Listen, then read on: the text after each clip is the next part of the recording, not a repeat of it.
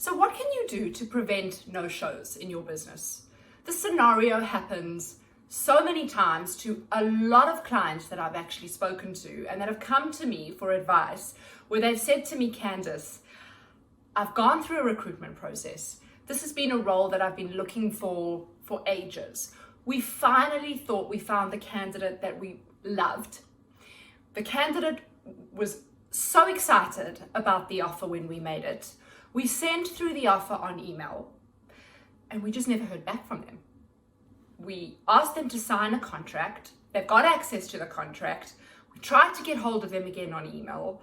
No response. We've tried to call them. No answer.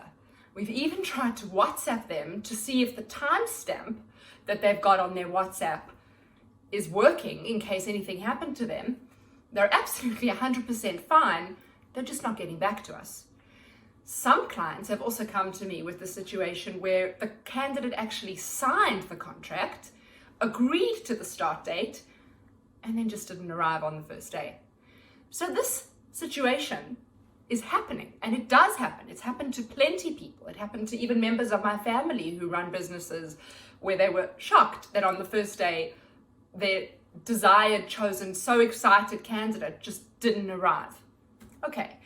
And what most people do in this instance, which is completely normal, is get furious and angry and upset and what a waste of time, which is completely normal. I believe that there are certain things that can be done to prevent this from happening in the future. So this video is going to be here to show you and give you some clues as to what to do to keep your house in order prior to making the offer, to make sure that the candidate is less likely to do a no-show or to renege on the offer. I'm going to take you through a model which I've come up with, which is called the 5-pulse model. It aligns to the philosophy that we work with at HR 360, which takes the whole human being into account. And this model, I believe, if you use it in your business, it can actually be used progressively through all of your HR processes, or I call them talent touch points in your business. So it's a really, really useful model to learn and to understand. And I'm going to take you through that now as it relates to the topic of this no-show situation. So let's get started and let me take you through it quickly now. To give you a brief overview of how it works, I came up with this idea that coming into the workplace is a human being, not a robot, not somebody that's kind of a half a human being, a whole human being.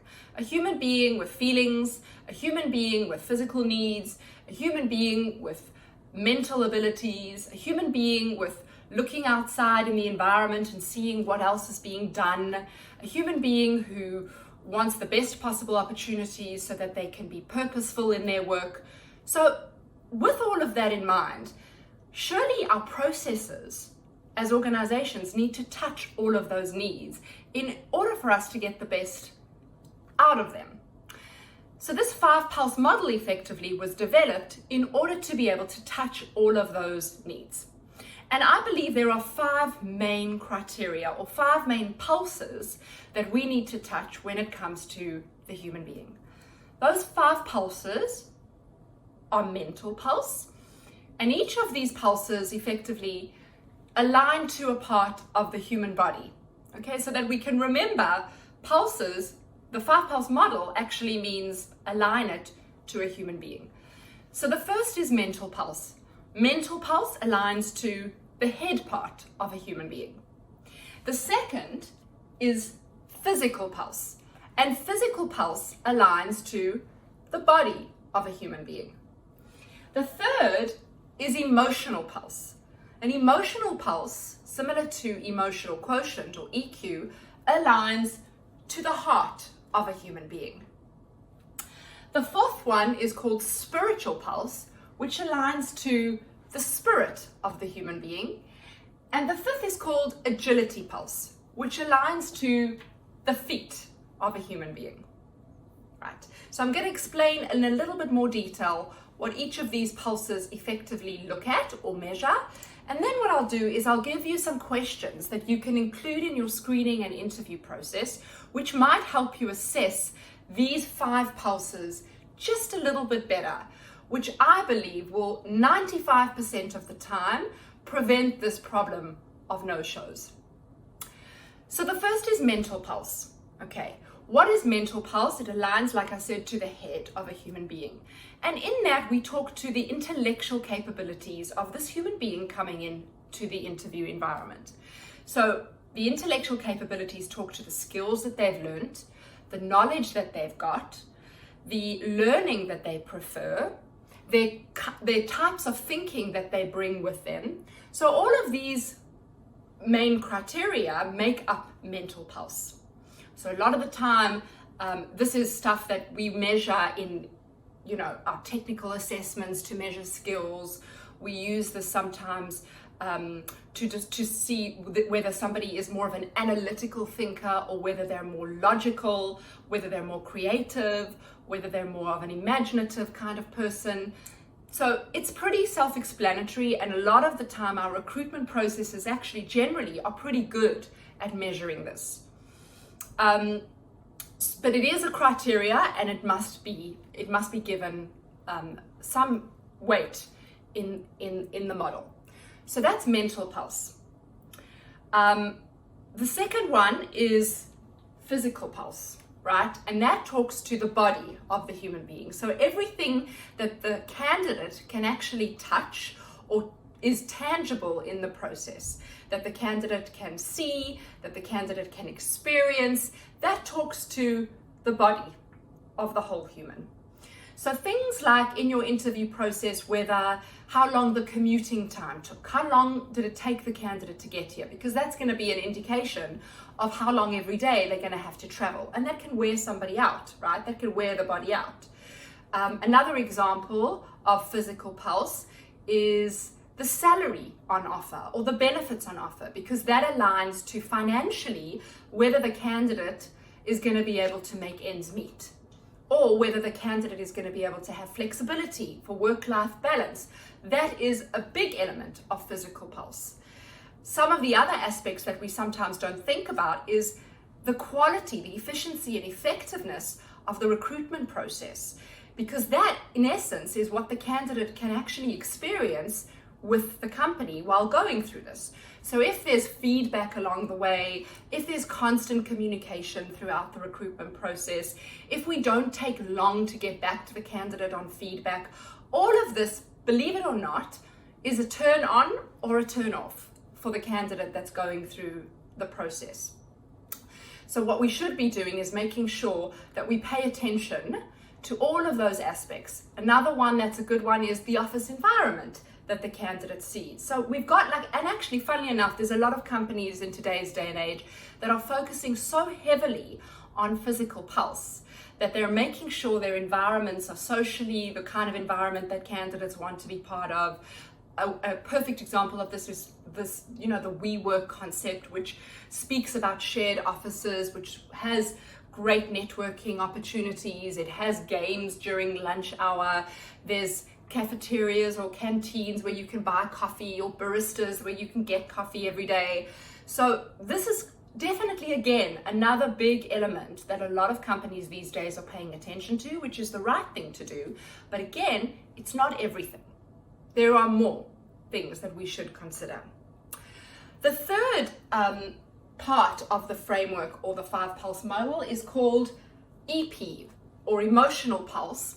And that aligns, like I said, to the heart of a candidate, okay? So here is a little bit more where you need to do the work as a line manager or as an interviewer, because here you've got to actually talk to what's gonna make this person happy and trusting and excited. How am I going to touch this person's feelings in the process effectively, is what you need to be thinking of when you are trying to implement this pulse in your interview process.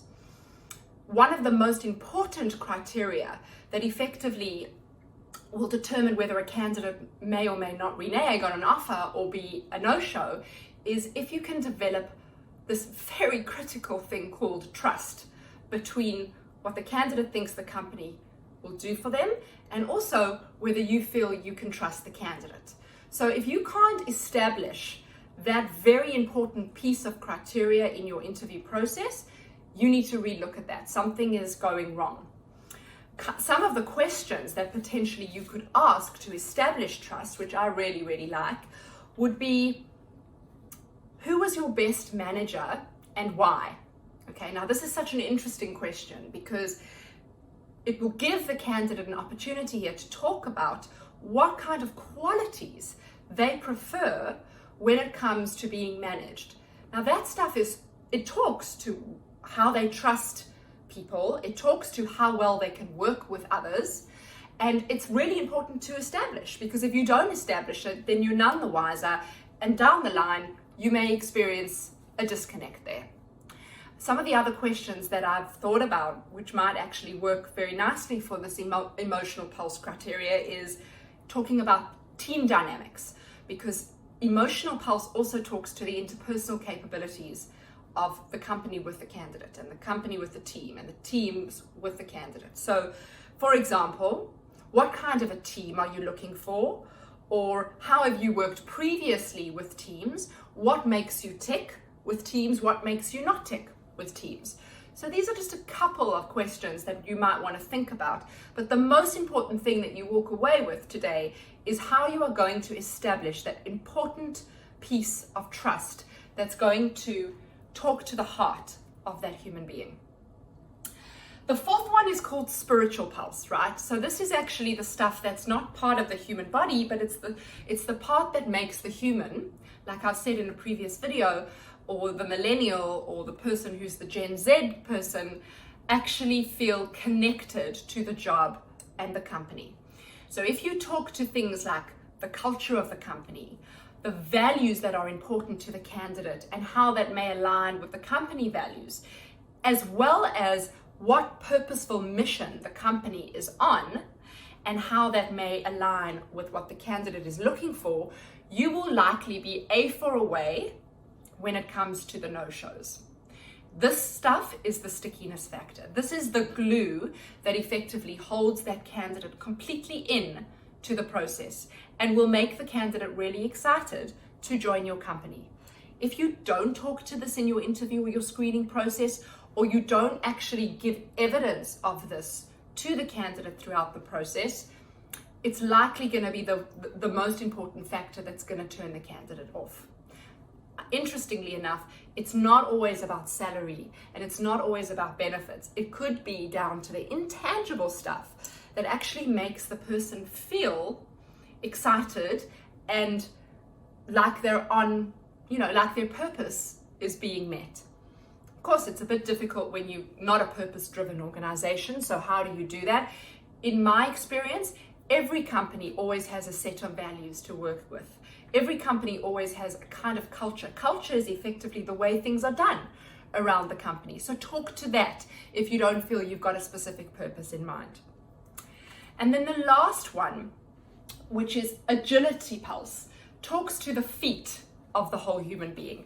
And why did I say feet? Feet because feet can either make you walk fast or they can help you walk slow. And it really determines how fast or slow the company really is in keeping up with all the progressive stuff that's going on around them. So effectively, agility talks to grit, it talks to company resilience, it talks to tenacity, and it talks to progression. So some of the things that you may want to kind of assess when it comes to, or you may want to make sure you mention in an interview process, is things like the company's journey. Like, tell the story about how the company got to where it got to, what challenges it experienced along the way, how it was resilient enough to get through those challenges. Because when you tell stories to people, and they're stories of success and stories of kind of greatness, people are inspired by that. And if you are a progressive enough company that's open to new ways of doing things, that is looking out into the environment and thinking of new and better ways and innovative ways to kind of tweak processes or look at your products, and you talk to that as part of the agility pulse, you will likely get people literally lining up at the door to be part of your organization. So those are the 5 main criteria that I believe you should be looking at when it comes to, and this is not just for no-shows, of course, this is your recruitment process in general, but specifically if you have a problem of no-shows and you want to kind of get rid of that reputation of being the company where everybody just, that experiences this no-show candidate, do these 5 areas or look into these 5 areas, put down some criteria that you need to put in place under each, and give it a try, see how it works, and see if you get a better result or a different result from what you've been getting. The next video that I'm obviously going to do is I'm going to talk about in keeping with the topic of no-shows, it will be to help identify that candidate that may renege on your offer. It will be identifying, throughout the process, what hints they're actually giving that can cause alarm bells with you, that then makes you be a little bit more risk averse to making that offer. So stay tuned for the next video. Let me know your thoughts about these 5 criteria or these 5 pulses, because I'm really keen to see how much of it you're doing and how much of it you could still be doing, and maybe sharing with other companies who may be experiencing similar challenges. I've also got a couple of questions, under each pulse that I'm really happy to share. So let me know in the comment section if those questions under each pulse would be useful for you, and I'd be more than happy to share them with you either in a further blog post or else privately. So take care, and hope this was helpful.